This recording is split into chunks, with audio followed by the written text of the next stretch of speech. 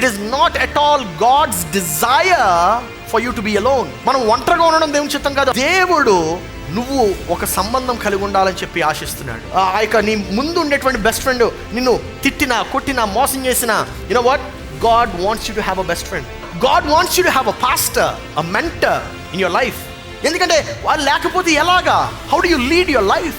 ఎలాగా తప్పుల్ని ఎలా సరిదిద్దగలరు, ఎలా సహాయం చేయగలరు నీకు? నీ జీవితంలో నీ యొక్క వివాహము చక్కటి వైవాహిక జీవితము. ఎలాంటి వైవాహిక జీవితం అంటే ప్రేమతో నింపబడి ఉండేటువంటి వైవాహిక జీవితము, సంతోషము, సమాధానంతో నింపబడినటువంటి వైవాహిక జీవితము కలిగి ఉండాలని చెప్పి దేవుడు ఆశపడుతున్నాడు. నీ గుర్తింపు లోకం ఇచ్చేది కాదు, దేవుడు ఇచ్చేది. నీ గుర్తింపు లోకం నుండి తెచ్చుకోవు, దేవుడి నుండి తెచ్చుకుంటావు. That is who you are. నీవు ఆ యొక్క యేసు ప్రభుతో ఆ యొక్క యాజకత్వంలో నీవు ఒక పాలు భాగస్తుడివై ఉన్నావు. ఆమేన్. అది నీ యొక్క గుర్తింపు. నీ యొక్క గుర్తింపు ఏంటంటే ఆ యొక్క రక్తము నీ కొరకు చిందించాడు. ఎందుకో తెలుసా? నీవు ఆయన సొత్తని దేవుని యొక్క వాక్యం సెలవిస్తుంది. That is your identity. నీ గుర్తింపు ఏంటో తెలుసా? ఈ యొక్క లోకం ఇచ్చేటువంటి గుర్తింపు కాదు. నీ యొక్క గుర్తింపు ఏంటంటే నీవు ఆ యొక్క రాజసింహాసనం యొద్దకు చేరుతావంట. అది నీ యొక్క గుర్తింపు. Today I'm going to talk on relationship goals. సంబంధం యొక్క లక్ష్యము, సంబంధం యొక్క హల్లెలూయా, సంబంధం యొక్క లక్ష్యం గురించి మనము ఈరోజు మాట్లాడుకోబోతున్నాం. అనేక సార్లు మనము ఈ అంశం గురించి స్పెషలీగా మనము we learn it from the world. మనము బైబిల్ నుండి నేర్చుకోం.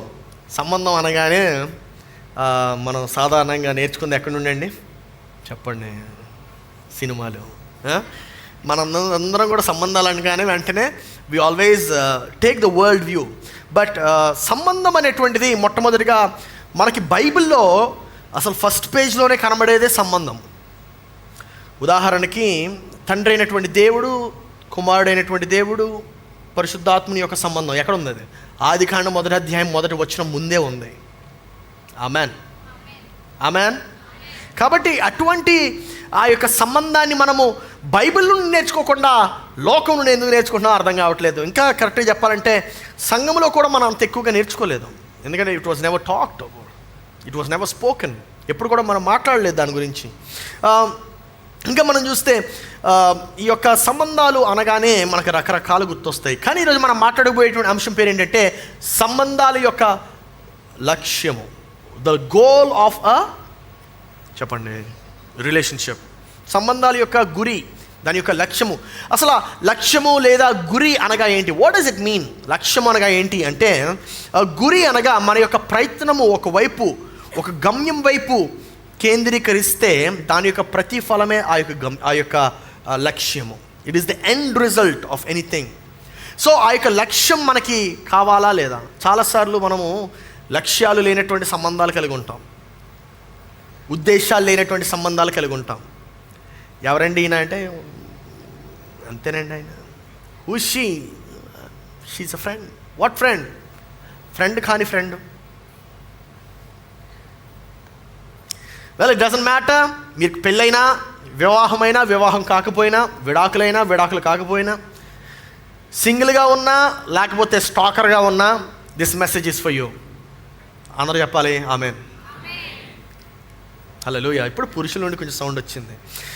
సో ఒకవేళ మనము సంబంధము ఒక గురి వైపు మనము చూడకపోతే మనకి ఆ యొక్క సంబంధం యొక్క అర్థం ఉండదు. ఉదాహరణకి ఎవరికైనా మనం చక్కగా కళ్ళుగంతలు కట్టేసి ఆమెకి మంచి బో అండ్ యారో ఇస్తే ఆమె గురివైపు కొడుతుందా, ఎక్కడ పడితే అక్కడ కొడుతుందా? ఎక్కడ పడితే అక్కడ కొడుతుంది. గురి కనబడదు కనుక. గురి లేకపోతే మన యొక్క లక్ష్యాన్ని మనం చేరుకోవడం అసాధ్యము.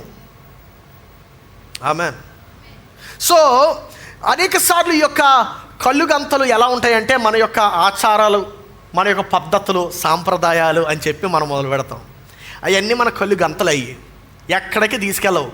ఎందుకు చేస్తాం తెలియదండి. మా సాంప్రదాయం అండి ఇది. ఎందుకు చేస్తారని తెలియదండి. నా ప్రియ సహోదరి సహోదరుడా, ఒకవేళ ఉద్దేశం లేనటువంటి సంబంధాలు మనం కలిగి ఉంటే మనం అక్కడ నాశనాన్ని మాత్రమే కోరి తెచ్చుకుంటాం. ఒకవేళ ఉద్దేశం లేదు, లక్ష్యం లేదు అంటే you only get damaged. That's the reason why. అందుకే అనేక మంది ఈరోజు ఈ యొక్క సంబంధాల విషయంలో చాలా బాధపడుతున్నారు. అందుకే అనేక మంది ఈ యొక్క సంబంధాల విషయంలో గాయపడి ఉన్నారు. మనము ఏమనుకుంటామంటే పర్లేదులేండి, it's okay not to get married, వివాహం చేసుకోకపోయినా పర్వాలేదు. వెల్, ఎందుకు? అది ఎక్కడి నుండి నేర్చుకున్నాం? లోకం నుండి నేర్చుకున్నాం. లోకం నుండి నేర్చుకున్నాం, అది బైబిల్ నుండి కాదు. ఈ యొక్క మారుతున్నటువంటి ఈ యొక్క లోకములో ఎప్పటికప్పుడు మారుతూనే ఉంటుంది ఈ యొక్క లోకము. అటువంటి మారుతున్న లోకంలో మారనటువంటిది ఏదైనా ఉందంటే అది మన దేవుడు, ఆయన యొక్క వాక్యము మాత్రమే. హల్లెలూయా. అది మన దేవుడు, ఆయన యొక్క వాక్యం మాత్రమే. It is only the word. అందుకే యెషయా గ్రంథం 40:3 అనుకుంటా ఏమని ఉంటుందండి? గడ్డి ఎండిపోయినను, పువ్వు వాడిపోతుంది, కానీ ఏం మారదంట? ఆయన యొక్క వాక్యం మారదంట. బైబిల్ చదవాలి అందుకే. హల్లెలూయా. ఏంటంటే గడ్డైనా పోవునేమో, పువ్వైన వాడిపోవునేమో, కానీ ఆయన మాట, ఆయన యొక్క వాక్యము నిత్యము నిలుచును. హల్లెలూయా. ఆయన వాక్యము నిత్యము నిలుచును. ఎల్లప్పుడూ ఏకరీతిగా ఉండే దేవుడు మన దేవుడు. నిన్న నేడు నిరంతరము, నిన్న నేడు నిరంతరము. ఈ యొక్క రిలేషన్షిప్స్ గురించి మనం సాధారణంగా ఎక్కడ నేర్చుకుంటామంటే రకరకాల టీవీ ఛానల్స్లో. అంటే నాకు టీవీ తీసేయడం వల్ల నాకు ఇప్పుడు టీవీ ప్రోగ్రామ్స్ తెలియట్లేదు, కానీ ఏవో దిక్కుమాలి టీవీ ప్రోగ్రామ్స్ ఉంటాయి. ఇల్లు ఇల్లాలు పిల్లాలు అని టైటిల్ పెట్టుకొని, లేకపోతే ఒక గదిలో అందరిని బంధించేసి సీసీటీవీ కెమెరాలు పెట్టి వాళ్ళకి మైకులు పెట్టి వాళ్ళు ఏం డ్రామా వేస్తున్నారు మనకు చూపిస్తూ ఉంటారు కదా. అక్కడ నేర్చుకుంటాం మనం. ఏంటది? అందరికీ తెలుసు, బిగ్ బాస్. బతుకు ఒక జట్కా బండి, ఆవిడెవడో వచ్చి కూర్చుంటుంది. మనందరికీ ఆవిడ భాగవతం ఎందుకురా నాయనా. హల్లెలూయా. లేకపోతే ఇంకా అది సరిపోదన్నట్టు టీవీ సీరియల్స్. అసలు టీవీ సీరియల్స్లో చూపించినంత విలనిజము ఏ సినిమాలో కూడా చూడం మనం. కళ్ళు ఎర్రగా అయిపోతాయి, బొట్టింత అయిపోద్ది. అత్త వచ్చిన వెంటనే కోడలు మారిపోద్ది, కోడలు వచ్చిన వెంటనే అత్త మారిపోద్ది, కొడుకేమో చిత్రహింసలు. అసలు ఈ యొక్క రకరకాల సన్నివేశాల నుండి మనం నేర్చుకుంటూ ఉంటాం. రైట్? కొన్ని గుర్తొస్తూ ఉంటే నవ్వు వస్తూ ఉంటుంది. కానీ ఈ యొక్క సంబంధాల గురించి మనము అసలైనటువంటి దేవుని వాక్యం నుండి కాకుండా మన స్వంతంగా ఎందుకు మన యొక్క స్వంత రీసోర్సెస్ నుండి ఎందుకు మనం నేర్చుకుంటున్నాము? మనము బైబిల్ గ్రంథం చూస్తే ఆదికాండము 1వ అధ్యాయం మొదటి వచనం ముందే తండ్రి అయినటువంటి దేవుడు, కుమారుడైనటువంటి దేవుడు, పరిశుద్ధాత్ముడు అయినటువంటి దేవుడు, ఈ ముగ్గురు యొక్క కలయికను చూస్తున్నాం. Hallelujah. It is a perfect relationship. అది ఒక చక్కటి కలయిక, ఒక చక్కటి ట్రాన్స్పరెంట్ రిలేషన్షిప్. నా ప్రియ సహోదరి సహోదరుడా, ఈ యొక్క వారి యొక్క మాటలు కూడా మనం చూస్తే ఆయన ఏమని సెలవిస్తాడు? తండ్రి అయినటువంటి దేవుడు, పదండి మనం వెళ్ళి నరుని తయారు చేద్దామంటాడు. చూడండి, ఆ యొక్క మాటలోనే it is such a beautiful relationship that is there. మరి అటువంటి సంబంధం నుండి మనం ఎందుకు మన యొక్క స్వంత అవగాహనలోకి వెళ్తున్నాం? మనము ఈ యొక్క 2వ అధ్యాయము 18వ వచనంలో ఉంటుంది. ఆదికాండం 2వ అధ్యాయం 18వ వచనము ఏమని ఉంటుంది? మరి దేవుడైన యెహోవా నరుడు ఒంటరిగా నుండుట మంచిది కాదు, వానికి సాటి అయిన సహాయమును వాని కొరకు చేయదుమని. కానీ ఈ మాట చెప్పకముందు దేవుడు చాలా తయారు చేశాడు. అంటే మనం డైరెక్ట్గా 18వ వచనానికి మనం ఎంటర్ అవుతాం. దేవుడు అన్నాడండి పెళ్లి చేసుకోమన్నాడు, అందుకే నేను చేసుకుంటున్నాను అంటాం. కాదు బ్రదర్, కానీ 18వ వచనం డైరెక్ట్ జంప్ అయిపోతే ఎలాగా? మరి 18 ముందు ఏముంటుంది చెప్పండి? 18 ముందు ఏముంటుంది? 17 ఉంటుందండి. సింపుల్ అండి. 17 ముందు 16, 15, 14, 13, 12 అవన్నీ చూడాలి కదా. అవన్నీ చూడకుండా 18కి వచ్చేస్తే ఎలా? కష్టం. ఇట్స్ కష్టం. సో ఈ యొక్క ఆ వచనాలన్నీ చూస్తే మనకు రకరకాల జీవులు కనబడతాయి, రకరకాల జంతువులు కనబడతాయి. మీకు విషయం తెలుసా? ఆ యొక్క దేవుడు సముద్ర చేపలను తయారు చేస్తున్నాడు, అక్కడ నీమో కూడా తయారు చేశాడేమో. Nemo, the creature Nemo. జీవులను, మృగరాశులను తయారు చేస్తున్నప్పుడు ఏం తయారు చేశాడు? సింబాని తయారు చేసాడేమో, ముఫాసాని తయారు చేసాడేమో, లయన్ కింగ్ని తయారు చేసాడేమో. హల్లెలూయా. చాలా సీరియస్ చూస్తున్నారు, పరిశుద్ధంగా యాక్ట్ చేస్తున్నారండి మీరందరూ. ఆ యొక్క పొటాటోస్, బ్రింజాలు, హాట్ చిప్స్ని తయారు చేశాడు దేవుడు. హల్లెలూయా. కానీ మనం ఏంటి? సాటి అయినా దానికి వెళ్ళిపోతున్నాం మనం.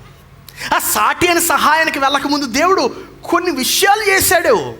He did some things and which actually give a lot of happiness. హల్లెలూయా.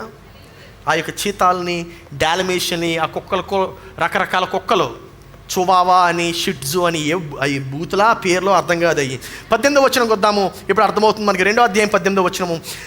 మరియు దేవుడైన యెహోవా నరుడు ఒంటరిగా ఉండుట మంచిది కాదు, వానికి సాటి అయిన సహాయమును వాని కొరకు చేయదమనెను. దాని అర్థం ఏంటో తెలుసా? ఇక్కడ ఒక మంచి విషయం నేను చూపిస్తాను. 6 రోజులు దేవుడు అన్ని మంచి అన్నాడు. సూర్యచంద్ర నక్షత్రాన్ని తయారు చేసిన మంచిది అన్నాడు, ఆకాశాన్ని తయారు చేసిన మంచిది అన్నాడు, భూమిని తయారు అన్ని మంచి, సముద్రపు చేపలు మంచి మంచి మంచి, నరుని తయారు చేసిన మంచిది. ఒంటరిగా ఉండడం మంచిది కాదు. కానీ జాగ్రత్తగా గమనించండి, ఒంటరిగా ఉండడం మంచిది కాదు. దాని అర్థం ఏంటంటే నువ్వు ఒంటరిగా ఉండడం దేవుని చిత్తం కాదు. హల్లెలూయా. నువ్వు ఒంటరిగా ఉండడం దేవుని చిత్తం కాదు. It is not at all God's desire for you to be alone. మనం ఒంటరిగా ఉండడం దేవుని చిత్తం కాదు. అందుకే మనకి ఒంటరిగా ఉన్నామని చెప్పి అనుకునే థాట్స్ మనలో వస్తే గుర్తుపెట్టుకో, దేవుడి నుండి వచ్చింది కాదు అది. ఆ దురాలోచన ఆ దుర్మార్గుడి నుండి వచ్చింది. Hallelujah. It's not from God. ఒంటరిగా ఉండి నాకు ఎవడొద్దు, నాకేమొద్దు నాకు ఎవడొద్దు అంటే, brother, sister, it's time for you to correct your thoughts. It's time for you to correct. ఎందుకు మనం కొంతమంది ఎలా ఉంటామంటే, పాస్టర్ గారు ఎందుకు పాస్టర్ గారు మీరు రకరకాలు ట్రై చేస్తుంటారు, లేదా డోర్లోకి ఎంటర్ అయిన వెంటనే ఒకడు ప్రైజ్ లార్డ్ ఎలా ఉన్నారు అని చెప్పి అడిగితే, ఎందుకు బ్రదర్ నాకు అసలు కనబడకూడదు, ఎవరని చూడకూడదు. ఈ కొంతమంది ఎలా బిహేవ్ చేస్తారంటే, వాళ్ళు అసలు ఎగ్జిస్ట్ అవుతున్నట్టు వాళ్ళు హాలో మ్యాన్ అనుకుంటారు, వాళ్ళు ఇన్విజిబుల్ మ్యాన్ అనుకుంటారు. మీ ప్రక్కవారి తిరిగి చెప్పండి, let them know you exist. Amen. మీరు ఉంటున్నట్టు తెలియకపోతే ఎలా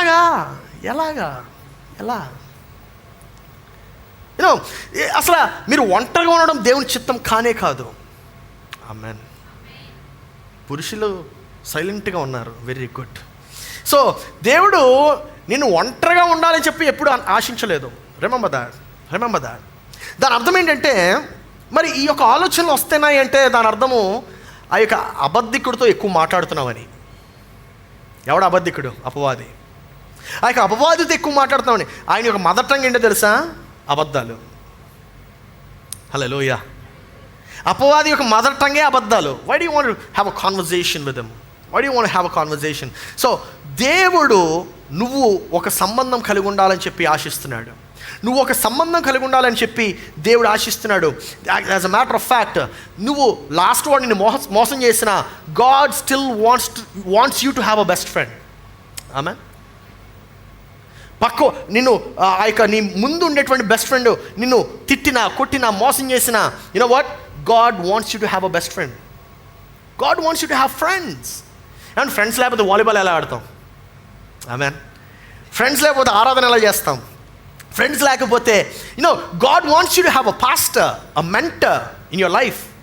దేవుని జీవితంలో ఒక నిన్ను నడిపించేవాడు, ఒక గురువు నీ యొక్క జీవితంలో ఉండాలని చెప్పి దేవుడు ఆశపడుతున్నాడు. ఎందుకంటే వాళ్ళు లేకపోతే ఎలాగా? How do you lead your life? ఎలాగా తప్పుల్ని ఎలా సరిదిద్దగలరు? ఎలా సహాయం చేయగలరు నీకు? నీ జీవితంలో నీ యొక్క వివాహము చక్కటి వైవాహిక జీవితము. ఎలాంటి వైవాహిక జీవితం అంటే, ప్రేమతో నింపబడి ఉండేటువంటి వైవాహిక జీవితము, సంతోషము, సమాధానంతో నింపబడినటువంటి వైవాహిక జీవితము కలిగి ఉండాలని చెప్పి దేవుడు ఆశపడుతున్నాడు. కొంతమంది అనుకుంటారు, పాస్టర్ గారు అలాంటి వైవాహిక జీవితం ఎక్కడ ఉంటుందండి, ఒకసారి చూపించండి. మీరు తప్పు చోట్ల వెతికితే కనబడదు. నా భార్యని చూడండి, ఎప్పుడు ఎంత సంతోషంగా ఉంటుందో. హల్లెలూయా. ఆ క్రెడిట్ ఎవరిది?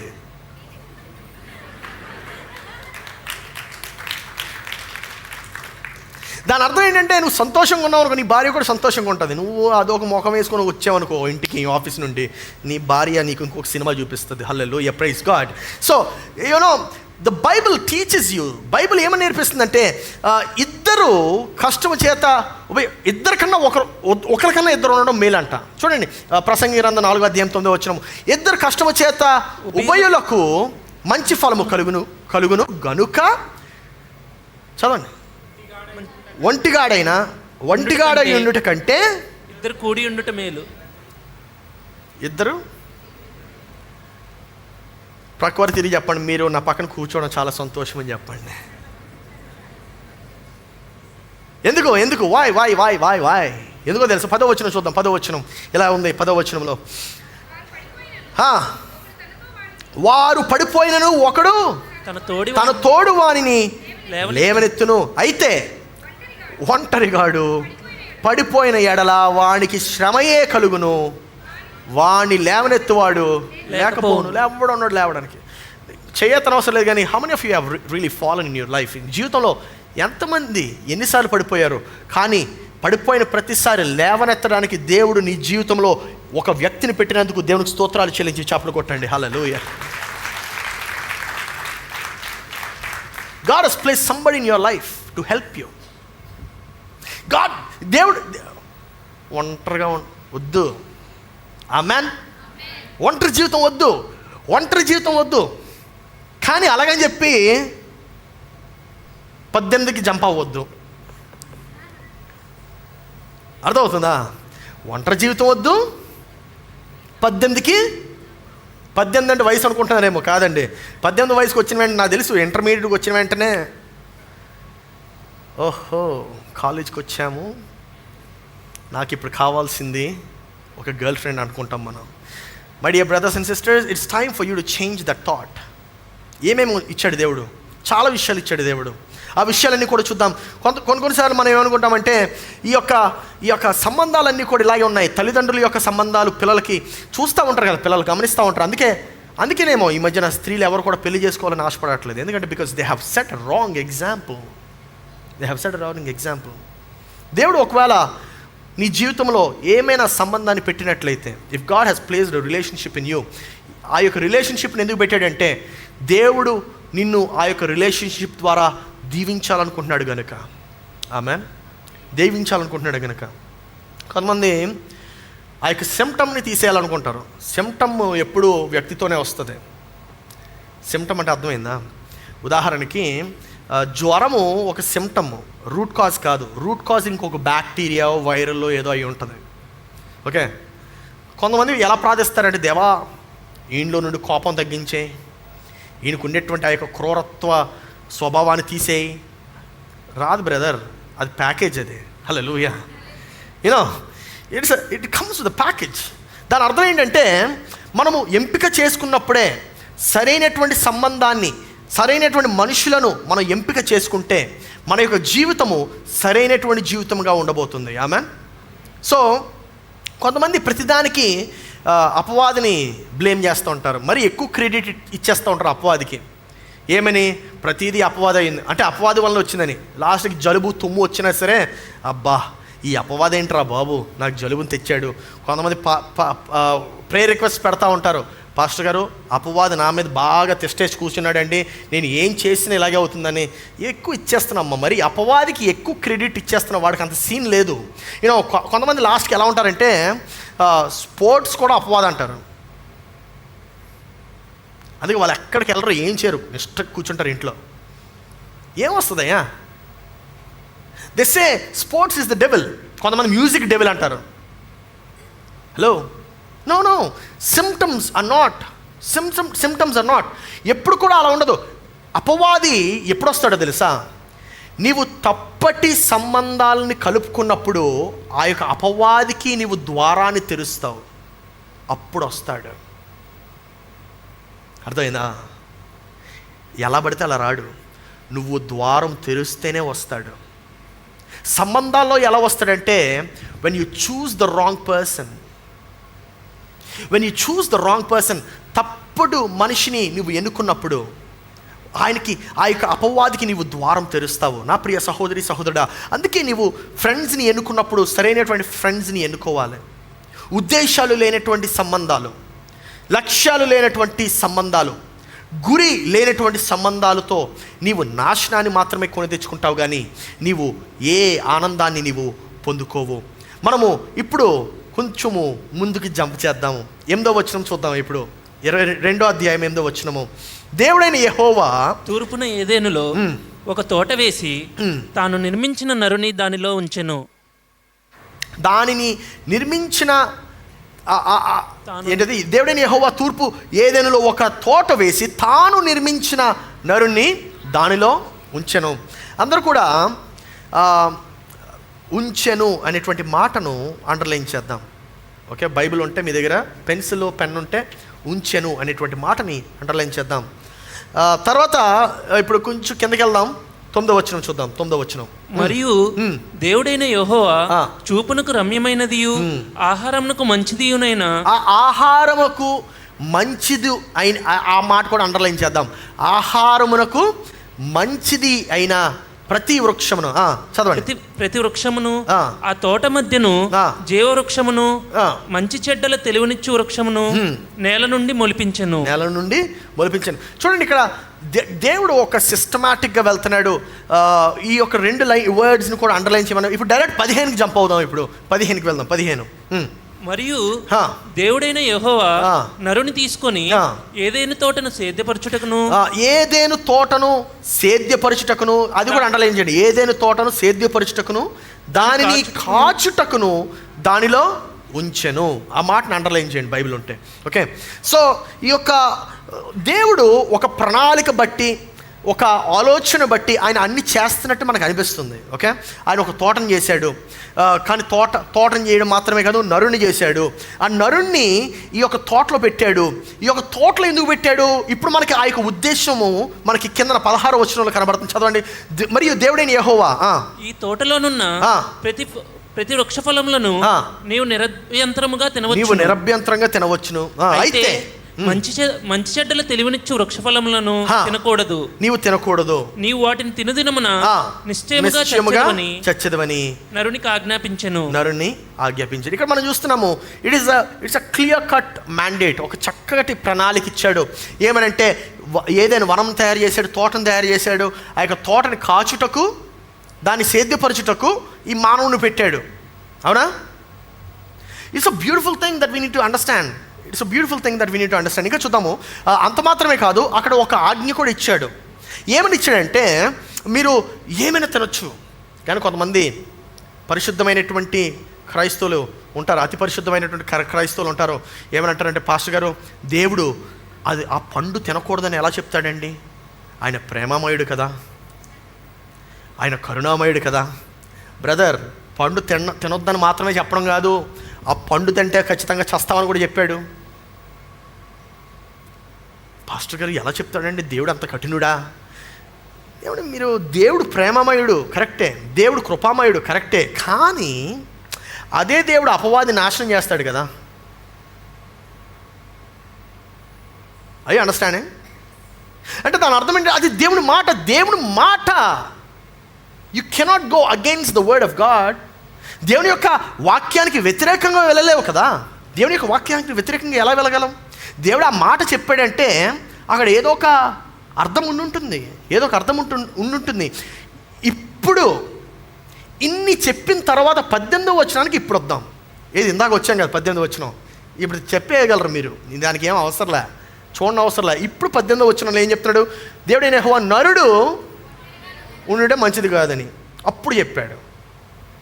పాస్టర్ గారు బాగానే చెప్పారండి, నాకేం అర్థం కాలేదు, మీరు అండర్లైన్ చేసుకున్నాను. ఏం అర్థమైంది? వెల్, ఇప్పుడు వివరిస్తాను. యాక్చువల్గా ఈ మెసేజ్ యొక్క టాపిక్ ఏంటంటే, సంబంధము కంటే ముందు దేవుడు మానవునికి ఏమిచ్చాడు? దేవుడు మానవునికి సంబంధం కంటే ముందు, ఇంకొక మనిషి కంటే ముందు, ఇంకొక వ్యక్తి కంటే ముందు దేవుడు మానవుడికి ఏమిచ్చాడు? Are you ready?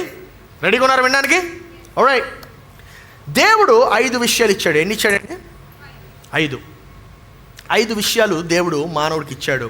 ఇప్పుడు నేను మీకు ఒక్కొక్కటిగా చూపిస్తాను. మొట్టమొదటిది దేవుడు మానవుడికి ఇచ్చింది ఏంటంటే ఒక స్థలము. ఏమిచ్చాడండి? ఒక స్థలము, ఒక place. He has given a place. ఒక స్థలాన్ని ఇచ్చాడు. ఆ యొక్క స్థలం అనగా మీరు ఉంటున్నటువంటి ఆ యొక్క 500 స్క్వేర్ ఫీటు అపార్ట్మెంట్ గురించి మాట్లాడట్లేదు. It's a place. What is that place? ఏంటి ఆ యొక్క స్థలం అంటే, ఈ యొక్క స్థలము అనగా దేవుడు నీ యొక్క ఉద్దేశము నెరవేర్చేటువంటి స్థానములో నిన్ను పెడతాడు. హల్లెలూయా. నీ యొక్క ఉద్దేశము నెరవేర్చబడేటువంటి స్థలములో దేవుడు నిన్ను నిర్మిస్తాడు. దేవుడు ఆ యొక్క స్థలములు ఎందుకు నిర్మిస్తాడంటే, అనేకసార్లు మనం అనుకుంటాం, దేవా మరి దేవుడు నన్ను ఈ యొక్క స్థలంలో పెట్టాడండి, ఎందుకు నిర్మించలేదు, నన్ను ఎందుకు నా యొక్క ఉద్దేశాన్ని నేను ఫలింపజేయలేకపోతున్నాను అంటే, అది దేవుడు నిర్మించాడా నీకు నీవే నిర్మించుకున్నావు? ఒకసారి నువ్వు ప్రశ్నించుకోవాలి. ఇందాక ఒక లైన్ అండర్లైన్ చేయమని చెప్పాను కదా, ఉంచెను. దేవుడు ఆదామును ఏదైనా తోటలో ఉంచెను. కానీ ఇక్కడ నీకు నీవుగా ఉన్నావా లేదంటే నిన్ను దేవుడు ఉంచాడా అనేటువంటి ప్రశ్న మాత్రము నిన్ను నువ్వు ప్రశ్నించుకోవాలి. ఎందుకంటే అనేక సార్లు మన యొక్క స్వంత నిర్ణయాల వలన మనం తప్పటి స్థలాల్లోకి మనం వెళ్ళిపోతూ ఉంటాం. మన యొక్క స్వంత నిర్ణయాల వలన ఎవరు కూడా ఏంటి నేను అనుకోకుండా అకస్మాత్తుగా పబ్కి వచ్చేసాను అని చెప్పి అనుకోరు కదా, అనుకోరే పబ్కి వెళ్తారు. హల్లెలూయా. అయ్యో నేను అనుకోకుండా థియేటర్కి వచ్చేసానండి, ఏంటి ఇలా ఉంది అని చెప్పి అనుకోం మనము. We cannot think like that. It never happens by an accident. అది మన యొక్క it is a conscious decision that we take. మనం అనుకునే ఆ యొక్క నిర్ణయం తీసుకుంటాము. దేవుడు ఆదామును ఏదైనా వనములో పెట్టాడు, ఉంచాడు అంటే అది ఒక ప్రణాళిక, అది కోఇన్సిడెన్స్ కాదు. అది చాలాసార్లు మనం యాదృచ్ఛికంగా జరిగింది అనుకుంటాం. అది జరిగినటువంటిది యాదృచ్ఛికంగా కాదు, అది ఒక ప్రణాళికబద్ధంగా దేవుడు అక్కడ నియమించాడు. ప్రతి దానిలో ఒక ఉద్దేశం ఉంటుంది. దేవుడు నిన్ను ఒక కుటుంబంలో పుట్టించాడంటే ఆ యొక్క కుటుంబంలో నీకు ఉద్దేశం ఉంది కనుక. దేవుడు నిన్ను ఒక ప్రాంతానికి పంపించాడంటే ఆ యొక్క ప్రాంతంలో నీకు ఒక ఉద్దేశం ఉంది కనుక. దేవుడు నేను ఒక సంఘంలో నిర్మిస్తున్నాడంటే దాని అర్థము ఆ యొక్క సంఘంలో నీకు ఒక ఉద్దేశం ఉంది కనుక. నా ప్రియ సహోదరి సహోదరుడా, అబ్రహామును మనం చూస్తే అబ్రహాముకు అదే చెప్తా ఉంటాడు దేవుడు. ఏమనంటే, అబ్రహామా నువ్వు లేచి నీ ఉన్నటువంటి స్థలాన్ని విడిచిపెట్టి నేను చూపబోయేటువంటి స్థలానికి వెళ్ళమంటాడు. He left and he went. ఎందుకంటే ఆ యొక్క దేవుడు ఒక స్థలాన్ని ఇస్తాడు. హల్లెలూయా. ప్రక్కవారికి తిరిగి చెప్పండి, నీకు ఒక స్థలాన్ని ఇస్తాడు దేవుడు అని చెప్పండి. కానీ మనం ఏం చేస్తున్నామంటే ఆ యొక్క స్థలాన్ని మనము ఎంబ్రేస్ చేసుకోవడం మానేసి పోరాటం చేస్తాం. That is the reason why you never fulfill your purpose.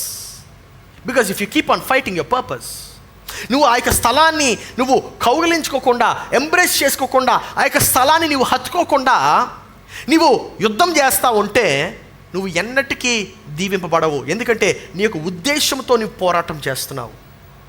If God wants you to have a fulfilled purpose driven life, ఒక ఉద్దేశపూర్వకమైనటువంటి జీవితము నీవు కలిగి ఉండాలని చెప్పి దేవుడు ఆశించినట్లయితే నిన్ను ఒక స్థలములో ఖచ్చితంగా దీవిస్తాడు. రెండవది ఏంటంటే ఉద్దేశము. ఏంటి రెండవది? ఉద్దేశము. దేవుడు నిన్ను ఒక స్థలములో ఒక ప్రాంతంలో పెట్టాడంటే అక్కడ ఒక ఉద్దేశం వల్ల పెడతాడు. ఉద్దేశం లేకుండా పెట్టడు ఆయన. జాగ్రత్త వినండి, ఉంచటము లేకపోతే నిర్మించటము అనేటువంటిది ఆప్షన్ కాదు. అది ఒక ప్రాపర్ ప్లానింగ్తో కూడినటువంటి పని. అది ఒక ప్రాపర్ ప్లానింగ్తో కూడినటువంటి పని. ఒకవేళ నీవు ఇక్కడ ఉండి ఈ యొక్క సంఘంలో ఉండి నువ్వు చాలా అన్కంఫర్టబుల్గా ఉన్నావంటే దాని అర్థం ఏంటో తెలుసా? దేవుడు నేను ఎదిగింప చేయడానికి సిద్ధపడుతున్నాడని. హల్లెలూయా. కొంతమంది అంటూ ఉంటారు, పాస్టర్ గారు మీరు చెప్తున్నటువంటి వాక్యాలు చాలా కఠినంగా ఉంటాయండి, చాలా ప్రాక్టికల్గా ఉంటాయి, అసలు దాన్ని నేను అలా కూడా జీవించవచ్చా అనేటువంటి ఆలోచనలు కలిగింపజేస్తాయంటే నేను ప్రైజ్ గాడ్ హల్లెలూయా అని చెప్తాను. ఎందుకో తెలుసా? మిమ్మల్ని ఇబ్బంది పెట్టడానికే ప్రసంగాలు ఉండేవి, మిమ్మల్ని సౌకర్యంగా ఉంచడానికి ప్రసంగాలు ఉండవు. ఆమేన్. ఇప్పుడు ఉదాహరణకి నాకు ఇక్కడ నిలబడి ఈ సూట్ వేసుకొని బోధించడం ఇష్టం అనుకుంటున్నారా? లేదు లేదు లేదు, నాకు తెలుసు ఈ యొక్క ప్రసంగం చేస్తున్నప్పుడు సగం మంది వింటారు, సగం మంది పడుకుంటారు. చాలా ఇబ్బంది ఇది. కానీ ఏంటో తెలుసా? దీంట్లోనే నా యొక్క ఎదుగుదల ఉంది. దాని అర్థం ఏంటంటే నేను దీంతో యుద్ధం చేయకూడదు, దీన్ని నేను హత్తుకోవాలి.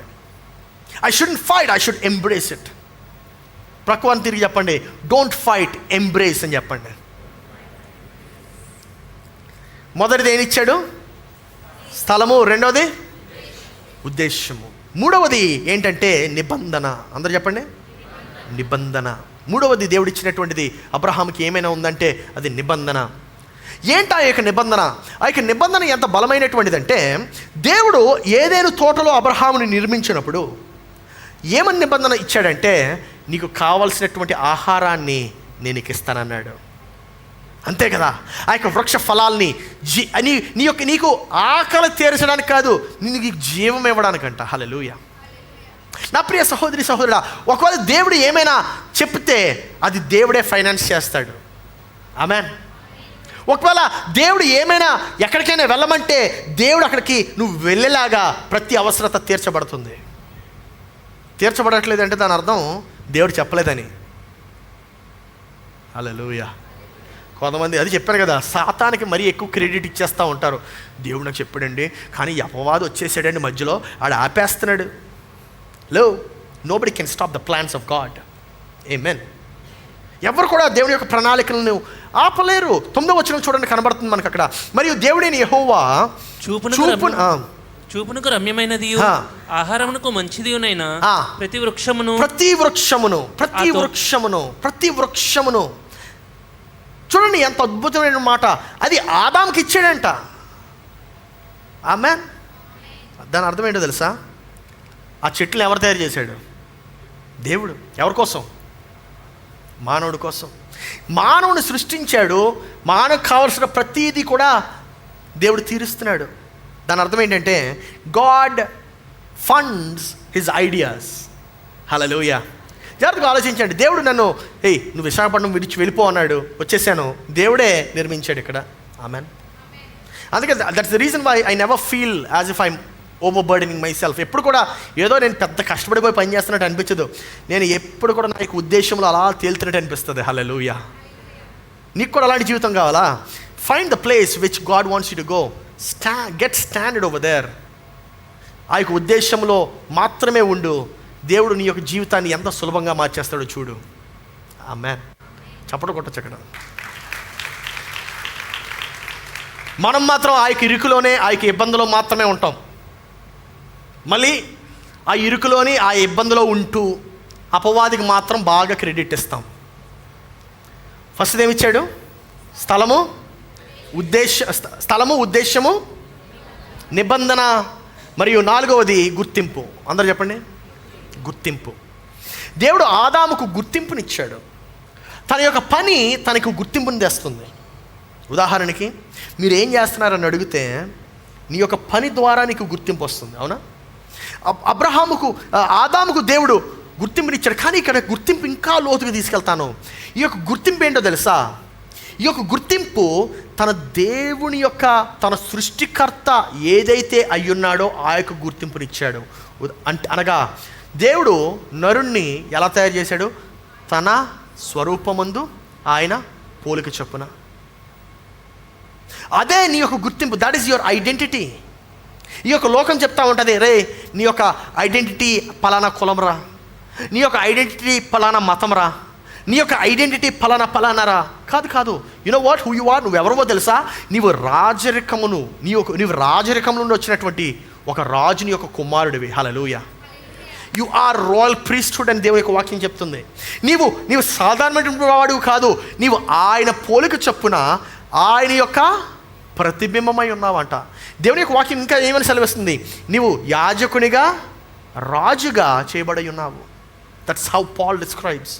పౌలు అలా డిస్క్రైబ్ చేస్తున్నాడు. నా ప్రియ సహోదరి సహోదరుడా, ఈరోజు నీ యొక్క గుర్తింపు ఏమై ఉంది? నీ యొక్క గుర్తింపు ఏమై ఉంది? నిన్ను ఎవరు తయారు చేశాడు అనుకుంటున్నావు? దేవుడు నిన్ను ఎలా తయారు చేశాడు అనుకుంటున్నావు? ఆయన యొక్క పోలిక చొప్పున. ఆమెన్. కానీ అపవాది యొక్క మొట్టమొదటి తంత్రం ఏంటో తెలుసు? The biggest tactic that the enemy can use. అపవాది వాడేటువంటి ఒక పెద్ద వెపన్ ఏంటి అదంటే, ఆయన నీవు ఎవరివో నీవు తెలుసుకోవాలని చెప్పి ఆయన ఇష్టపడడు. నీవు ఎవరివో నీకు తెలియపరచడు. He wants to confuse you. ఎక్కడైతే కన్ఫ్యూజన్ ఉంటుందో అక్కడ అపవాది ఉంటాడు. ఎక్కడైతే కన్ఫ్యూజన్. ఉదయం కూడా ఫస్ట్ సర్వీస్ అయిన తర్వాత కొంతమంది, ఒక ఇద్దరు సిస్టర్స్ వచ్చి నేను అడిగారు ఈ ప్రశ్న, పాస్టర్ గారు చాలా నాకు నచ్చిందండి, ఒకే ప్రశ్న ఉంది, దేవుడు ఈ మనిషిని నా జీవితంలో పెట్టాడా లేదా అని చెప్పి నేను ఎలా తెలుసుకునేది అని అంటే, దేవుడు ఆ మనిషిని నీ జీవితంలో పెడితే నీకు మనశ్శాంతి ఉంటుంది, సమాధానం ఉంటుంది, ఆనందం ఉంటుంది, ఏమాత్రం కన్ఫ్యూజన్ ఉండదని చెప్పాను.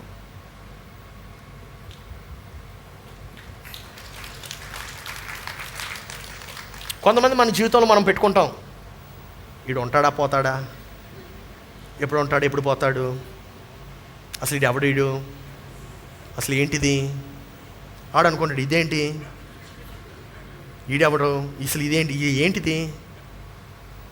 There is a lot of confusion. Hallelujah.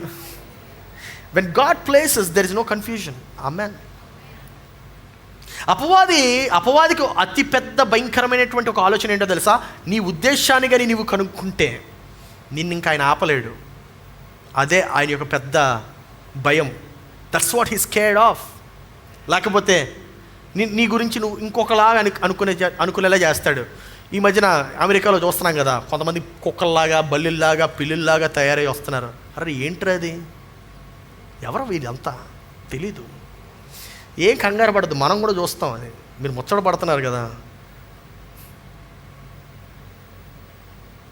The world is changing. ఈ యొక్క ప్రపంచం ఏ రీతిగా మారిపోతుందో ఒకసారి చూడండి. The devil wants to confuse you. ఈ యొక్క గుర్తింపుకు మాటకు వస్తే, ఒకసారి మేము ఇంటర్మీడియట్లో ఏమన్నా మరీ అంత పరిశుద్ధనేం కాదు నేను. ఇంటర్మీడియట్లో మా ఫ్రెండ్స్ అందరం కలిసి మేము ఒక సినిమాకి వెళ్ళాం. ఆ సినిమా పేరు గుర్తురాయట్లేదు కానీ ఒక సినిమాకి వెళ్ళాం. ఆ సినిమాలో ఒక హీరో ఉంటాడు. ఆ హీరోకి 3 పర్సనాలిటీస్ ఉంటాయన్నమాట. 3 పర్సనాలిటీస్లో ఆడు ఎప్పటికప్పుడు మారిపోతూ ఉంటాడు పర్సనాలిటీ.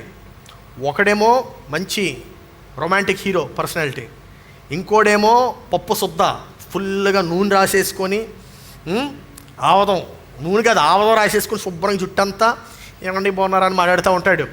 ఇంకోడేమో బాగా కోపము, జులపాలు జుట్టేసుకొని ఉంటాడు దానిలో. మేము వెళ్ళాం, మాకు ముగ్గురు సరిపోయింది ఈ రోల్స్. నేనేమో మొట్టమొదటి ఆ మంచి హీరో ఆడు రోల్ నేను అనుకున్నాను. రెండోడు ఆవదం క్యాండిడేట్, ఆవదం రాసేసుకుని శుభ్రంగా. మేము ఇలాగే వచ్చాము కాలేజ్కి. మేము కాలేజ్కి సీరియస్ చెప్తున్నాను, జోకే కాదు. ఆడు మాలో ఒక ఆవరించేసుకొని మేము అలాగే వెళ్ళాము కాలేజ్కి. నేనేమో చక్కగా రంగుల జుట్టు, లోపల టీషర్టు షర్ట్ తీసేసి బెల్ట్, రకరకాల బెల్టులు. ఇంకోడేమో ఆవదం రాసుకొని రోజు ఆడెలా రాసుకొని ఆడేమో ఆవదం రాసుకొచ్చాడు, ఇంకోడేమో ఇంకోలా వచ్చాడు. మేము ముగ్గురం ఒకరోజు ఫోటో దిగుదామని అద్దంలో చూసుకుంటున్నాం. ముగ్గురం పక్కన నిలబడ్డాం. పక్కన నిలబడితే ఏంట్రా మనం ముగ్గురు ఎలా ఉన్నాం, ఎదవల్లా ఉన్నారా బాబు అని ఆ రోజు అర్థమైంది మాకు. మేము కూల్గా ఉంటున్నాం అనుకున్నాం, కూల్గా లేము, ఫూల్స్లా ఉన్నాం మేము. కొంతమంది గీకేసుకుంటుంటారు అక్కడ ఏదో దురద వచ్చినట్టు. ఆడిని ఇంకొకడు ఆవరిస్తాడు ఆడిని. ఈ కూల్ కాదు అది, అదో దరిద్రం, అదో వ్యాధి. అది ఆ వ్యాధి నుండి మనం దూరపరచబడాలి. ఆమెన్. ఎప్పుడైతే అద్దంలో చూసుకున్నానో, అరే ఎవడీడు అసలు ఏంటి, ఎలా ఉండేవాడు, ఇలాగైపోయాడేంటి, ఆ జుట్టు ఏంటి, ఆ వాలకం ఏంటి, ఆ బట్టలేంటి, అప్పుడు అర్థమైంది ఇది నేను కాదు. దాని అర్థం ఏంటో తెలుసా? నేను రియలైజ్ అయింది ఏంటంటే, మనం వేరే వారిలాగా ఉండడానికి ప్రయత్నిస్తే మనం కూల్గా ఉండం, ఒక పెద్ద ఫూల్ అవుతాం. అనేకసార్లు మనం చేసే ప్రయత్నమే అది. అవతల వాళ్ళలాగా, వాడి యొక్క లక్షణాలు, వాళ్ళలాగా మనం తయారవ్వాలనుకుంటూ ఉంటాం. ఒకసారి ఇలాగే ఇంకొక పాస్టర్ గారు ఏం చేశారంటే, ఆయన మంచి యవన ప్రయాణంలో ఉన్నాడనమాట. ఆయన ఒక ఇంటర్నేషనల్ స్పీకర్ని ఫాలో అవుతూ ఉంటాడు. ఆయన మంచి పెద్ద పాస్టర్ గారు ఆయన. ఓకే, ఆయన కొంచెం స్కిన్నీగా వేస్తూ ఉంటాడు. ఆయన స్కిన్నీ జీన్స్, స్కిన్నీ ఫార్మల్స్ వేస్తూ ఉంటాడు. ఈ పాస్టర్ గారు ఆయనలాగా ఎందుకంటే ఆయనలాగా మెసేజెస్, ఆయనలాంటి లక్షణాలే కలిగి ఉందామని ఈయనకి ఇష్టం. సో ఈ పాస్టర్ గారు ఆయనలా నేను రెడీ అవ్వాలని చెప్పి ఆయన ఏ బట్టల షాప్కి వెళ్తాడో ఆ బట్టల షాప్కి ఈయన కూడా వెళ్ళాడు. ఈయనే చెప్పాడు. ఆ బట్టల షాప్కి ఈయన వెళ్ళి ఆ పాస్టర్ గారు ఏదైతే వేసుకున్నది నేను అడిగాడు. ఆ పాస్టర్ గారికి ఏమి ఇస్తారో మీరు నాకు అదే ఇవ్వండి అని చెప్పాడట. సరే అని చెప్పి అది ఇచ్చాడు.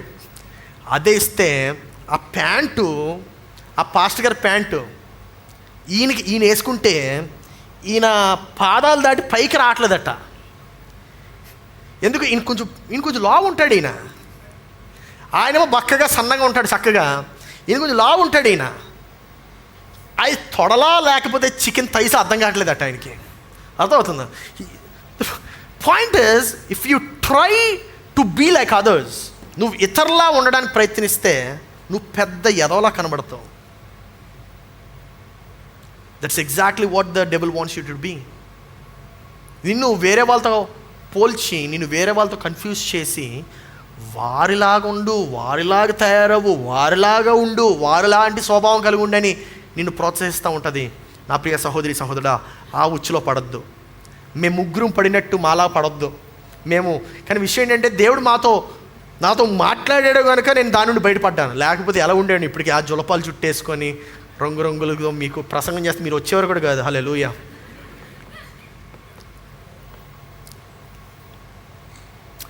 Some people will try to talk you down. కొంతమంది చెప్తా ఉంటారు, అరే ఇలా కాదు, ఇప్పుడు ట్రెండ్ మారింది, ట్రెండ్ని ఫాలో అవ్వు అని. ట్రెండ్లు ఏం ఫాలో అవ్వద్దు. అర్థమైందండి? ట్రెండ్ వస్తుంది, వెళ్ళిపోతుంది. నీ దేవుడు మాత్రము నిరంతరం ఉంటాడు. హల్లెలూయా. నీ దేవుడు నిన్న నేడు నిరంతరము ఏకరీతిగా ఉండే దేవుడు. ఆయన మారడు. నా ప్రియ సహోదరి సహోదరుడా, నీ గుర్తింపు లోకం ఇచ్చేది కాదు, దేవుడు ఇచ్చేది. నీ గుర్తింపు లోకం నుండి తెచ్చుకోవు, దేవుడి నుండి తెచ్చుకుంటావు. That is who you are. నీవు ఆ యొక్క యేసు ప్రభుతో ఆ యొక్క యాజకత్వంలో నీవు ఒక పాలు భాగస్థుడివై ఉన్నావు. ఆమేన్. అది నీ యొక్క గుర్తింపు. నీ యొక్క గుర్తింపు ఏంటంటే, ఆ యొక్క రక్తము నీ కొరకు చిందించాడు. ఎందుకో తెలుసా? నీవు ఆయన సొత్తని దేవుని యొక్క వాక్యం సెలవిస్తుంది. That is your identity. నా ప్రియ సహోదరి సహోదరు, నీ గుర్తింపు ఏంటో తెలుసా? ఈ యొక్క లోకం ఇచ్చేటువంటి గుర్తింపు కాదు. నీ యొక్క గుర్తింపు ఏంటంటే, నీవు ఆ యొక్క రాజసింహాసనం యొద్దకు చేరుతావంట. అది నీ యొక్క గుర్తింపు. నీ యొక్క గుర్తింపు ఏంటో తెలుసా? నీవు ఆయన యొక్క చేతిలో, ఆయన యొక్క అరచేతిలో నిన్ను చెక్కుకున్నాడంట. అది నీ గుర్తింపు. That's how valuable you are. మొట్టమొదటిది ఏంటి? స్థలము. రెండవది ఉద్దేశము. మూడవది నిబంధన. నాలుగవది గుర్తింపు. ఐదవది పారమితులు, అనగా పరిమితులు. పారామితులు. ఈ యొక్క పారామితులు అనగా ఏంటి చూద్దాం. 16వ వచనంలో చూద్దాం మనము. అక్కడ కొన్ని పారామితులు కనబడతాయి మనకి. మరియు దేవుడైన యెహోవా ఈ తోటలోనున్న ప్రతి వృక్ష ఫలమును నిరభ్యంతరంగా తినవచ్చు. అయితే చూడండి అక్కడ ఏంటది? అయితే. అందరూ చెప్పండి అయితే. అది చాలా ఇంపార్టెంట్. అది అర్థమైందండి? ఏది ఇంపార్టెంట్? కండిషన్ గుర్తుపెట్టుకోండి. దేవుడు ఉదార హృదయం కలిగినటువంటి వాడండి. దేవుడికి అయితే అని పెట్టాడు అక్కడ. ఆమేన్. ప్రక్కవారికి తిరిగి చెప్పండి, కండిషన్ అప్లైస్ అని చెప్పండి. ఇప్పుడు నేను కండిషన్ లేకుండా దేవుడు ప్రేమ కలిగిన వాడని జులపాలు జుట్టేసుకొస్తే వస్తారా? ఆ చిరుపోయిన జీన్స్ వేసుకొని నిలబడితే ఉంటారా? పారిపోతారు. హల్లెలూయా. అయితే మంచి చెడ్డలో తెలివినిచ్చి వృక్ష ఫలమును తినకూడదు. నీవు వాటిని తినదినమున నిశ్చయముగా చచ్చదవని నరుని ఆజ్ఞాపించను. ఇక్కడ ఈ యొక్క మాట అయితే అనేటువంటి మాట చాలా ప్రాముఖ్యమైనటువంటి మాట. ఇప్పుడు లోకం ఏం చెప్తా ఉంటుంది? ఏమండి, దేవుడు చెప్తున్నాను కదా, దేవుడు ప్రేమమయుడండి, కృపా సింహాసనం కలిగినటువంటి వాడు. మీకు ఒక ప్రశ్న అడుగుతాను. ఏ మంచి తల్లిదండ్రులైనా పిల్లలకి ఏ మాత్రము పారామీటర్స్ పెట్టకుండా వదిలేస్తారా? వదలరు. They put some fence. ఖచ్చితంగా కొన్ని సరిహద్దులు పెడతారు.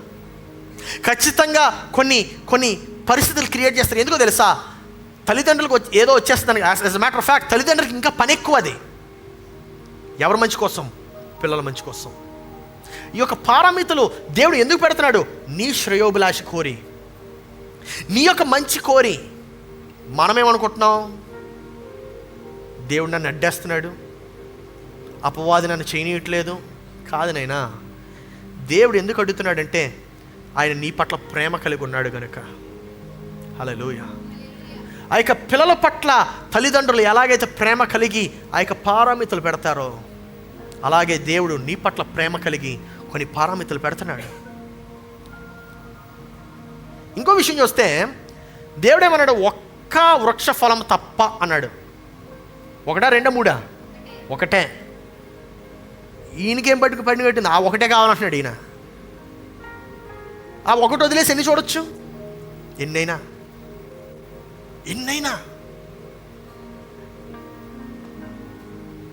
నా ప్రియ సహోదరి సహోదరుడా, God is talking to you today.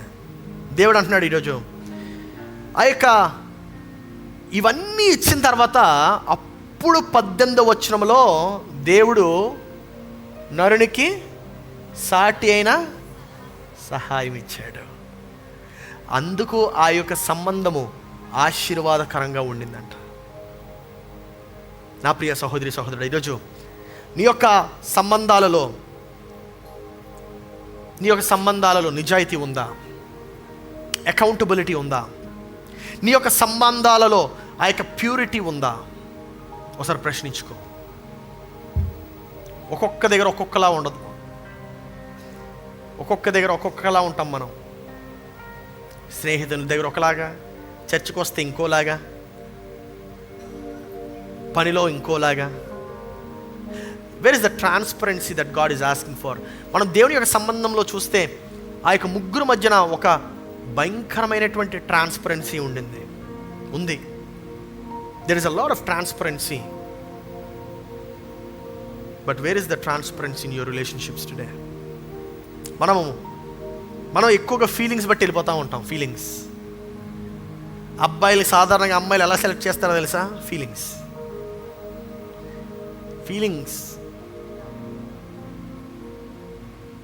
We all go by feelings. అందుకే ఆ ఫీలింగ్స్ బట్టి వెళ్తా ఉంటే తర్వాత ఏడుస్తావు, నువ్వే బాధపడతావు.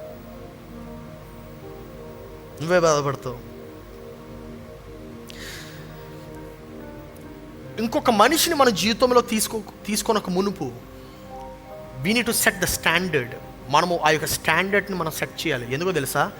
నీ స్టాండర్డ్ని నువ్వు సెట్ చేసుకోకపోతే ఏ వ్యక్తి అయితే వస్తారో నీ జీవితంలోకి, వారు నీ యొక్క స్టాండర్డ్ని సెట్ చేస్తారు. I'm going to repeat that again.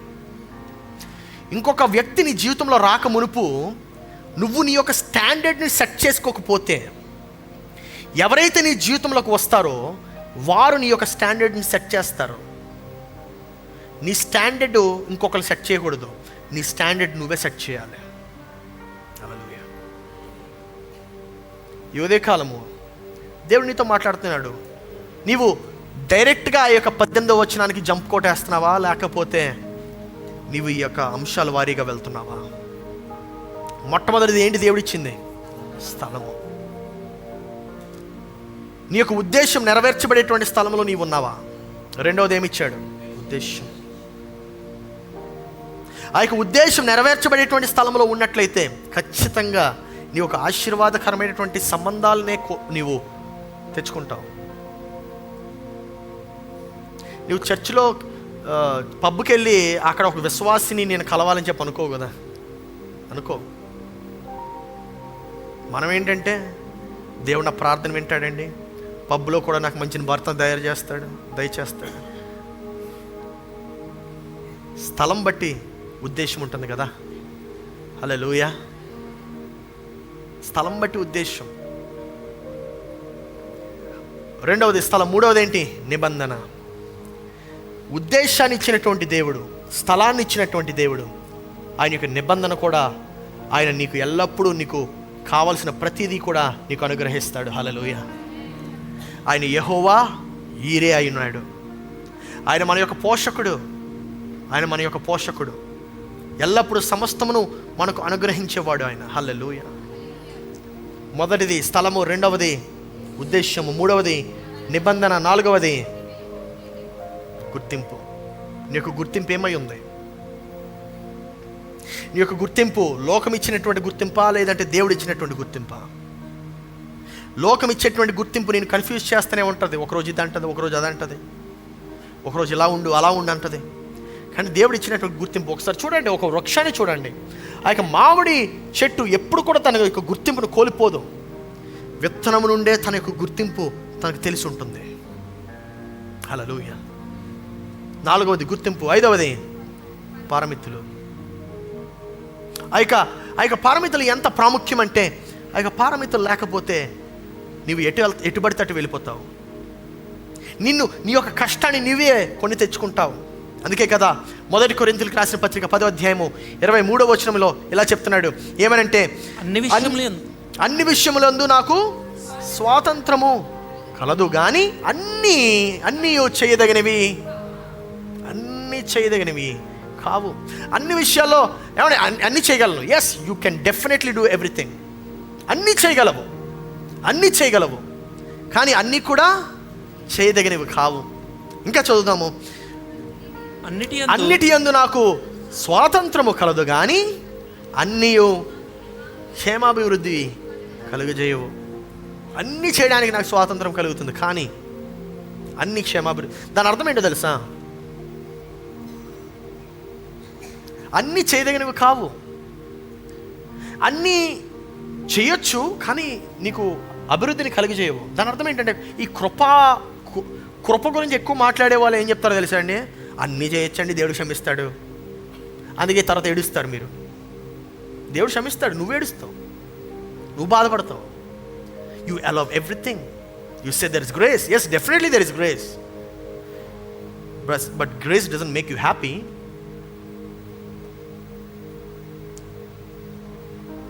Maturity అంటే ఏంటో తెలుసా? మెచ్యూరిటీ అనగా అన్ని చేయగలవని తెలుసు, కానీ ఏదైతే నీకు క్షేమాభివృద్ధిని కలుగజేస్తుందో అది మాత్రమే చేయడమే మెచ్యూరిటీ. హల్లెలూయా. ఏదైతే నీకు క్షేమాభివృద్ధిని కలుగజేస్తుందో అది మాత్రమే చేయాలి. అన్నీ చేయకూడదు. అన్నీ ఎక్కడికి పడితే అక్కడికి. మనలో కొంతమంది అంటారు, పాస్టర్ గారు, నేను మందిరానికి రావడానికి నానా కారణాలు వెతుకుతారు. మందిరానికి రావడానికి వర్షం పడుతుందండి, వర్షం పడకపోతే ఎండ వస్తుందండి. నేను ఆన్లైన్ చూస్తానండి. ఆన్లైన్ నాకు తెలుసు, ఆన్లైన్ చాలామంది చూస్తున్నారు. మీరు ఆన్లైన్ చూస్తున్నారు, విచ్ ఇస్ వండర్ఫుల్. బట్ హైదరాబాద్లోనే ఉంటూ మీరు మీ యొక్క ఇంటి యొక్క సౌకర్యాన్ని, లేకపోతే ఆ పీజీ యొక్క సౌకర్యాన్ని వెతుక్కుంటూ అంత ఇంపార్టెంట్గా ఏం చేసేస్తున్నారో అర్థం కావట్లేదు నాకు. మీరు అంత ఇంపార్టెంట్గా సంఘానికి రాకుండా ఇంట్లో ఉండి, అంత దేవుని నిన్ను సృష్టించినటువంటి సృష్టికర్త ఈ యొక్క సమాజంలో ఈ మనుషుల మధ్యన ఉండకుండా ఒంటరిగా ఉంటూ ఆన్లైన్ చూస్తూ ఏం చేస్తున్నావు? అది నీకు నిజంగా క్షేమాభివృద్ధిని కలిగజేస్తుంది అనుకుంటున్నావా?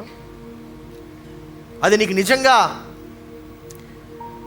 లాభపూర్వకంగా ఉంటుందని చెప్పి అనుకుంటున్నావా? Maybe you are mingling with the wrong person right now. వేరే వాళ్ళతో నువ్వు కలుస్తున్నావేమో ఇప్పుడు ఆన్లైన్ చూస్తూ. నా ప్రశ్న ఏంటంటే, అంత ప్రాముఖ్యంగా ఏం చేస్తున్నావు? నా ప్రియ సహోదరి సహోదరుడు, what is that you are doing so important that you miss your whole purpose?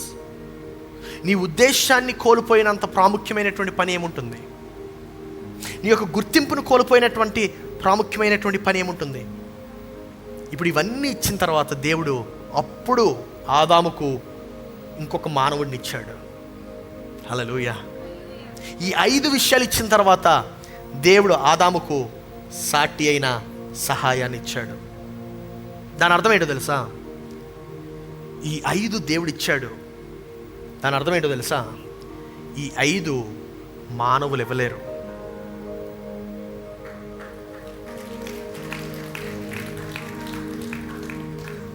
ఈ 5 మానవులు ఇవ్వలేరు. స్థలము, ఉద్దేశము, నిబంధన, గుర్తింపు, పారమితులు. ఈ 5 మానవులు ఇవ్వలేరు. The reason why you are feeling empty inside, నువ్వు ఆ లోపల ఆ యొక్క వెలితిని ఎందుకు పొందుకుంటున్నావంటే, ఈ 5 కూడా నువ్వు మానవుల నుండి పొందుకుందాం అనుకుంటున్నావు. వాళ్ళు ఇవ్వలేరు. They can never give you these things. ఈ 5 ఇవ్వగలిగింది నీ పరమాత్ముడు మాత్రమే. హల్లెలూయా. నీ పరమాత్ముడు మాత్రమే ఆయన ఇవ్వగలడు. 2 పేతురు 1వ అధ్యాయం 3వ వచనం చూద్దాము. దేవుని గూర్చినట్టు మన ప్రభువైన యేసుని గూర్చినట్టునైనా అనుభవ జ్ఞానము వలన మీకు కృపయు సమాధానమును విస్తరించును గాక అనే మాటను చూస్తున్నాం మనం. ఒకసారి దాన్ని విడమరుస్తాను, అర్థమవుతుంది మీకు. దేవుని గూర్చినట్టు, మన ప్రభువు అయిన యేసును గూర్చినట్టు అయిన అనుభవ జ్ఞానము వలన రెండు చూస్తున్నాం అక్కడ. ఒకటి అనుభవము, రెండవది జ్ఞానము. జ్ఞానము ఎలా వస్తుంది? చదివితే వస్తుంది. అనుభవం ఎలా వస్తుంది?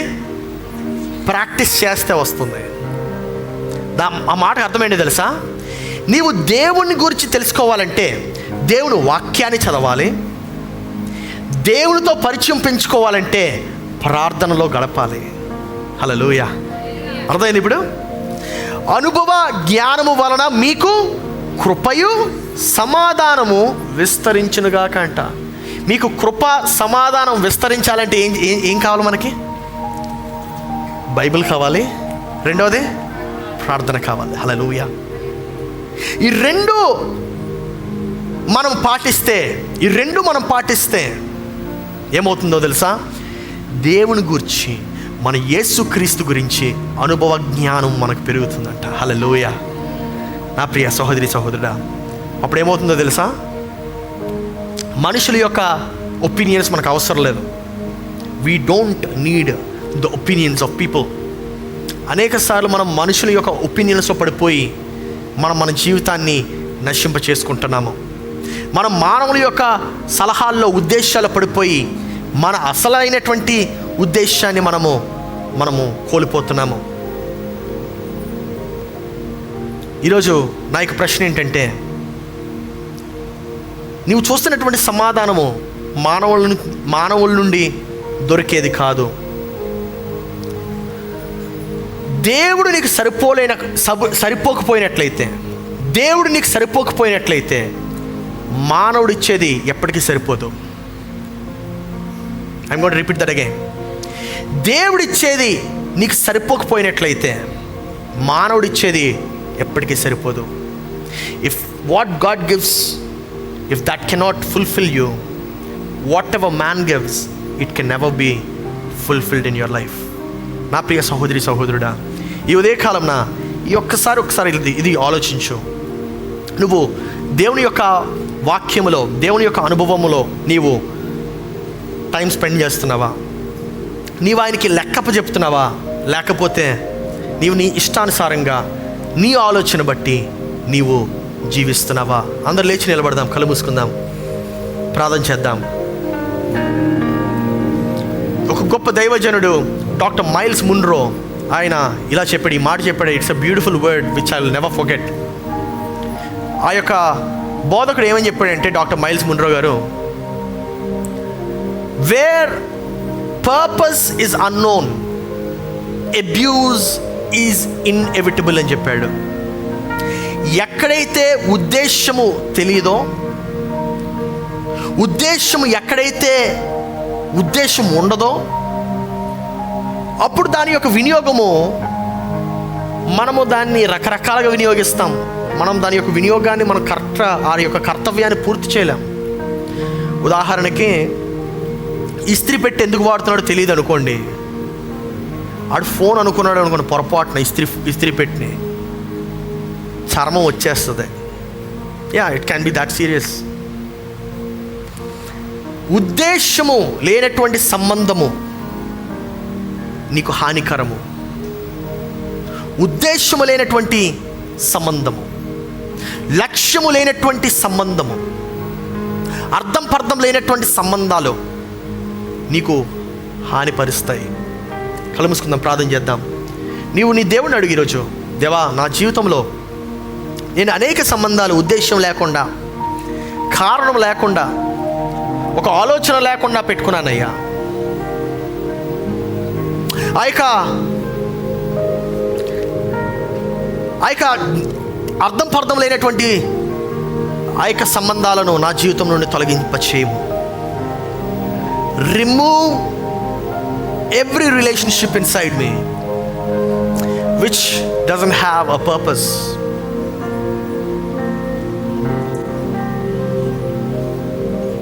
దేవ, ఉదయ కాలం నైనా నీ యొక్క వాక్యం నాతో మాట్లాడింది అని నేను నమ్ముతున్నాను.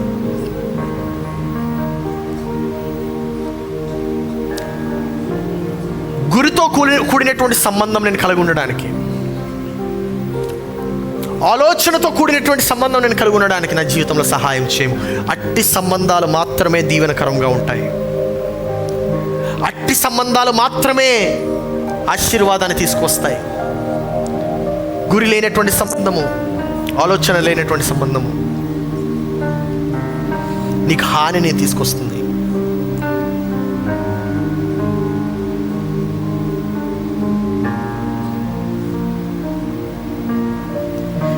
నీ జ్ఞానమును, నీ సత్యమును నా అంతర్యములో పుట్టించుము.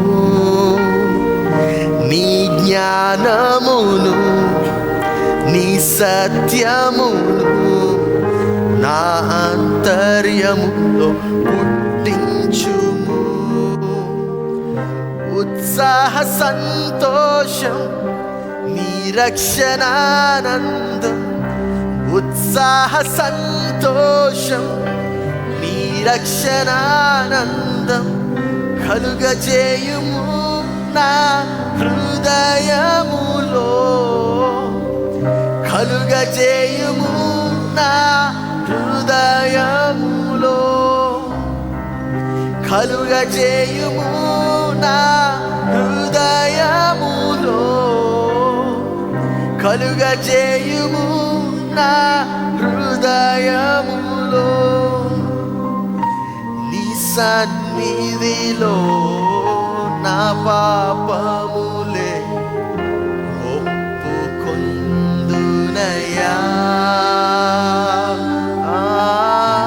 నీ సన్నిధిలో నా పాపములే ఒప్పుకొందునయ్యా. శుద్ధ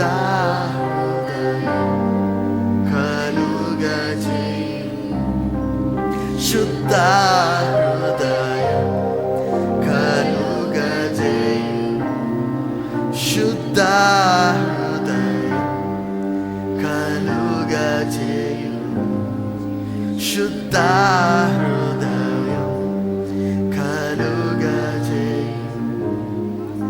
నీ యొక్క పాపములో నుండి వచ్చినటువంటి ఆ యొక్క సంబంధం నీకొద్దు. పరిశుద్ధతలో నుండి వచ్చినటువంటి సంబంధం నీకు కావాలి. ఆయన యొక్క సన్నిధిలో నుండి వచ్చినటువంటి సంబంధం నీకు కావాలి. నీ వాత్సల్యం, నీ బాహుల్యం, నీ కృపా కనికరం చూపించు. నీ వాత్సల్యం, నీ బాహుల్యం, నీ కృపా కనికరం చూపించుము. పాపము చేశాను, దోషినయున్నాను, పాపము చేశాను, దోషినయున్నాను.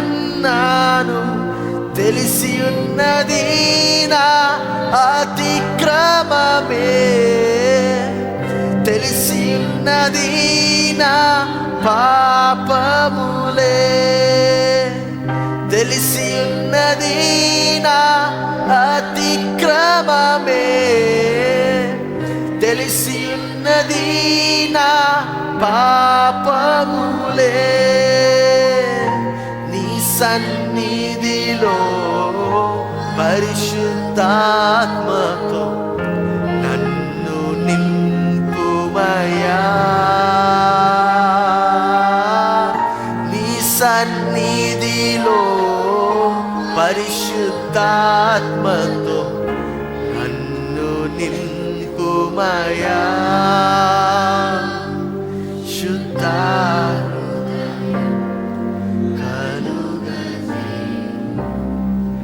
శుద్ధ హృదయం కలుగజేయు, శుద్ధ హృదయం కలుగజేయు, శుద్ధ హృదయం కలుగజేయు. దేవా నీవు నాలో కలుగజేయమయ్యా. దేవ పరిశుద్ధ ఆలోచనలు, ఏ ఆలోచనలైతే ఎదిగింప చేస్తాయో, ఏ ఆలోచనలైతే దేవా నిన్ను ప్రతిబింబింప చేస్తాయో, ఆ ఆలోచనలు, ఆ సంబంధాలు నాకు దయచే. తక్కిన సంబంధాలను పెరికివేయమయ్యా దేవా. తక్కిన సంబంధాలన్నింటిని నశింప చేయమయ్యా. ఏ సంబంధాలైతే ఆరోగ్యకరమైనటువంటివో, ఏ సంబంధాలైతేనైనా నన్ను నీవలే మారుస్తాయో, నీవలే నన్ను రూపించుతాయో, ఆ సంబంధాలను నీవు నాలో ఎదిగింప చేయము రాజా. దేవా, నీకే స్తుతి స్తోత్రాలు, వందనాలు చెల్లిస్తున్నాం. ఈ యొక్క వాక్యం ద్వారా నీవు మాతో మాట్లాడినందుకు వందనాలు. వాక్యానుసారమైనటువంటి జీవితంలో మేము నడుచుకోవడానికి సహాయం చేయము. నీకే వందనాలు, స్తోత్రాలు, కృతజ్ఞతాస్తుతులు చెల్లిస్తూ యేసు పరిశుద్ధ నామములో అడిగి ప్రార్థిస్తున్నాము తండ్రి, ఆమేన్. మన తండ్రి అయిన దేవుని ప్రేమ, రక్షకుడైన యేసు క్రీస్తుని కృప, పరిశుద్ధాత్మని యొక్క అన్యోన్య సహవాసం ఇక్కడ చేరిన మనకును సంగమంతటికి సదాకాలము తోడయుండుగాక. ఆమేన్.